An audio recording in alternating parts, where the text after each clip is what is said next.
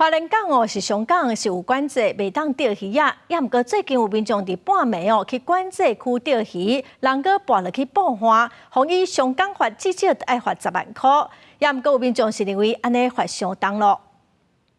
4月25透早1点，警消接到报案，讲花莲港东部花管制区内面有钓鱼搬报案卡，因为现场正暗，管5公尺拢是消波块肉粽头，抢救较困难。下去检伤，发现他2腿已经骨折了。那现场因为场地湿滑，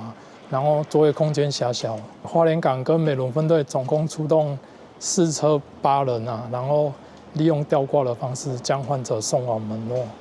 港警讲，受伤的是今年39岁姓江的查甫人，伊甲2个朋友违法偷走入去东部花管制区钓鱼，因为天暗看不清楚，才会跌落去。总队呼吁，防波堤外地形复杂，且消波块高低落差甚大，民众从事活动需注意自身安全，稍有不慎便可能酿成遗憾。因为花莲港是上港禁止钓鱼，警方讲除了会加强巡逻，也会对姓港的查甫人等非法进入的钓客，依照上港法第35条处罚，罚10到50万，也不过钓客不办。不合理啦，因为它不是以你钓鱼的名义去开，它是以你闯进去的名义去开，才会开那么高。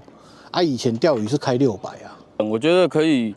特别设立一个地区，是让大家可以随时想钓鱼，有一个比较自由的空间。关府农业处讲，花莲渔港因为港区腹地也个作业的空间有限，只可提供渔船甲竹排啊进出一个停港，无钓鱼的区域。其他部分是上港更加是禁止钓鱼，但是港公司每礼拜6、礼拜拢有开放东部花钓鱼，且钓友爱遵守规定。公司新闻采访报道。